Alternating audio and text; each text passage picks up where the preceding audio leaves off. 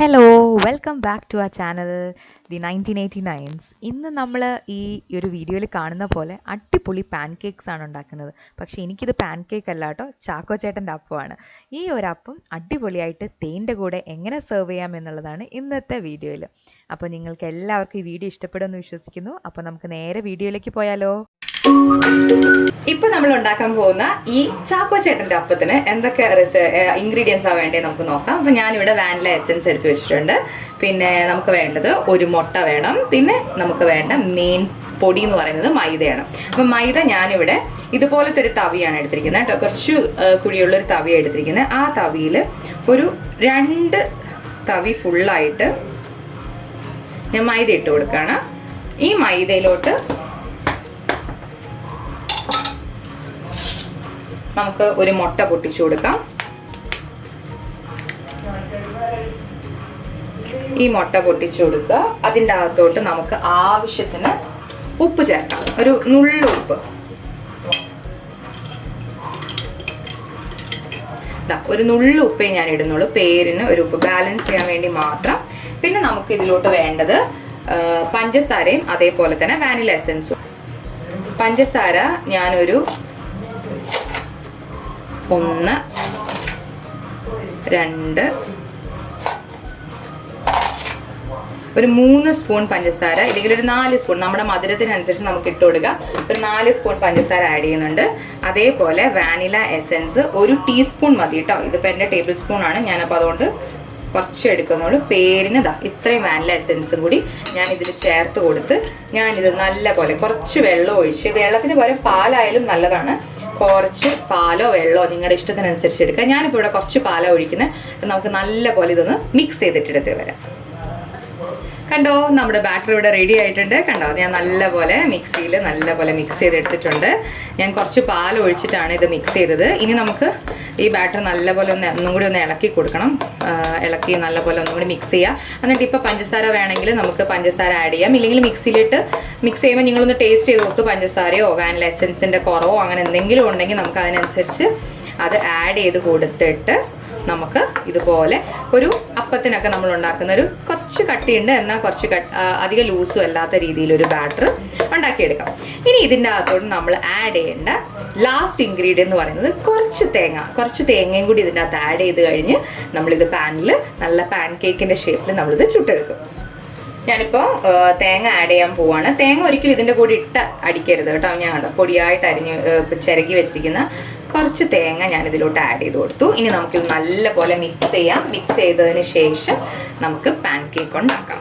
അപ്പം ആദ്യമായിട്ട് കുക്കിംഗ് ചെയ്യുന്ന ആൾക്കാരൊക്കെ പേടിക്കേ വേണ്ട. കുക്കിങ്ങിൽ ഷൈൻ ചെയ്യണമെങ്കിൽ നിങ്ങൾ ഈ സോയയും, ഞാൻ കഴിഞ്ഞ എപ്പിസോഡിൽ കാണിച്ച സോയ, പിന്നെ ഇതേപോലെയുള്ള പാൻ കേക്കുകൾ ഇതൊക്കെ ഉണ്ടാക്കി ആദ്യം നല്ല സ്റ്റാർ ആവുക.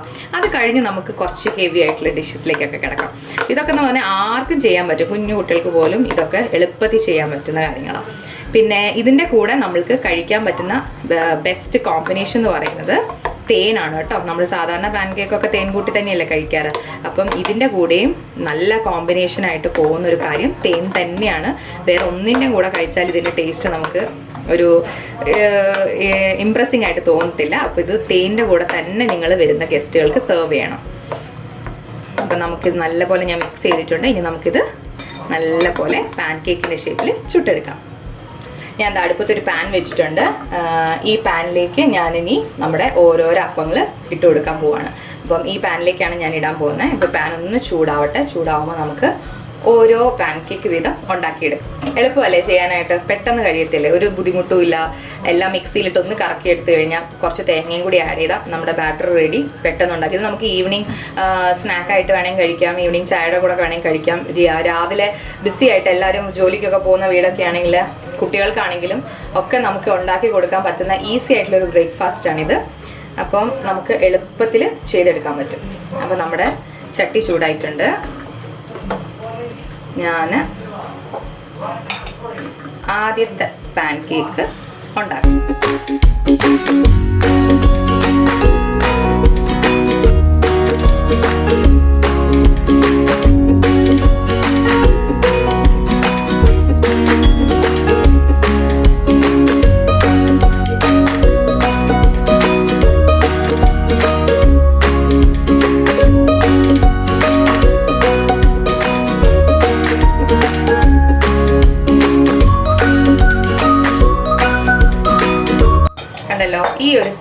ഉണ്ടാക്കിയാൽ മതി.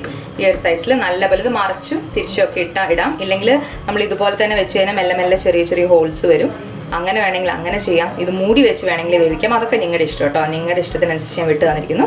കരിഞ്ഞു പോകാതെ നോക്കണമെന്ന് മാത്രം. അപ്പോൾ നമുക്ക് ഓരോന്നും ഇതുപോലെ ചുട്ടെടുക്കാം. ഞാൻ എൻ്റെ പാൻ കേക്ക് മറിച്ചിട്ടിട്ടുണ്ട്. കണ്ടോ, ഈ ഒരു ലൈറ്റ് ഒരു ബ്രൗൺ കളർ വേണം മുകൾ ഭാഗത്തായിട്ട് വരാൻ. ഐ മീൻ അടിഭാഗത്തായിട്ട് നമ്മൾ മറിച്ചിടുമ്പോൾ വരാനായിട്ട്. ഇതിൽ കൂടുതലായ കരിഞ്ഞു പോകും. അപ്പം ഈ ഒരു സ്റ്റേജ് ആകുമ്പോൾ നമ്മളിത് മറിച്ചിടുക. തീ ഒന്ന് അതിനനുസരിച്ച് അഡ്ജസ്റ്റ് ചെയ്ത് കൊടുത്താൽ മതി. അടുത്ത അടിഭാഗം നമ്മൾ മറിച്ചിട്ട ഭാഗം നല്ലപോലെ വെന്ത് കഴിഞ്ഞാൽ നമുക്ക് ആദ്യത്തെ പാൻ കേക്ക് എടുത്ത് മാറ്റി വെക്കാം. എന്നിട്ട് നമുക്ക് രണ്ടാമത്തെ പാൻ കേക്ക് ചുടാം. അങ്ങനെ നമ്മുടെ എല്ലാ പാൻ കേക്കും നമുക്ക് 1 by 1 ചുട്ടെടുക്കാം.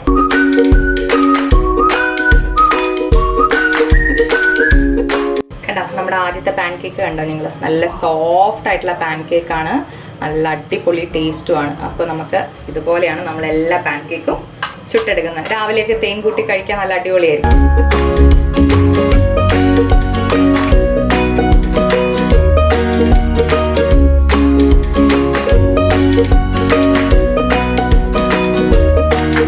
നമ്മുടെ ലാസ്റ്റ് പാൻ കേക്കാണ് നമ്മളിപ്പോൾ ഉണ്ടാക്കാൻ പോകുന്നത്. നമ്മുടെ ലാസ്റ്റ് പാൻ കേക്ക് എങ്ങനെയാണ്? ലാസ്റ്റ് പാൻ കേക്കാണിത്. അപ്പം അത് ഞാൻ കുറച്ച് വലുതാക്കുക കേട്ടോ, കാരണം കുറച്ച് ബാറ്റർ ബാക്കിയുണ്ട്. ഇതാണ് നമ്മുടെ ലാസ്റ്റ് പാൻ കേക്ക്. ഇതും കൂടി ചുട്ട് കഴിഞ്ഞിട്ട് ഞാനിത് എങ്ങനെയാണ് തേൻ്റെ കൂടെ സെർവ് ചെയ്യേണ്ടതെന്ന് കാണിച്ചത്. ഇതാ നമ്മുടെ ലാസ്റ്റ് പാൻ കേക്ക് ഇവിടെ റെഡി ആയിട്ടുണ്ട്. നമ്മളിത് സ്റ്റവ് ഓഫ് ചെയ്യുന്നു. ഇനി നമുക്ക് ഇത് നല്ല അടിപൊളിയായിട്ട് തേൻ്റെ കൂടെ സെർവ് ചെയ്യും. കണ്ടോ, നമ്മുടെ ഈസി പാൻ കേക്ക് ഞാനിവിടെ റെഡിയാക്കി വെച്ചിരിക്കുന്നത്. ഇനി നമുക്ക് ഇത് എങ്ങനെയാണ് സെർവ് ചെയ്യേണ്ടതെന്ന് കാണിക്കാം. ഇത് ഞാനിപ്പോൾ ചെറുതേനാണ് എടുത്തിരിക്കുന്നത്. ഏത് തേനായാലും കുഴപ്പമില്ല. ഈ തേൻ നമ്മൾ ഇതിൻ്റെ മുകളിൽ കൂടെ ഇങ്ങനെ ഒന്ന് ഒഴിച്ചു കൊടുക്കുക. ഇത് ഒഴിച്ചു കൊടുത്തിട്ട് ഇതേപോലെ ഒന്ന് സെർവ് ചെയ്ത് നോക്കൂ. ഗസ്റ്റൊക്കെ നല്ല അടിപൊളിയായിട്ട് ഇത് ഉണ്ടാക്കി വെച്ചത് മുഴുവനും കഴിക്കും.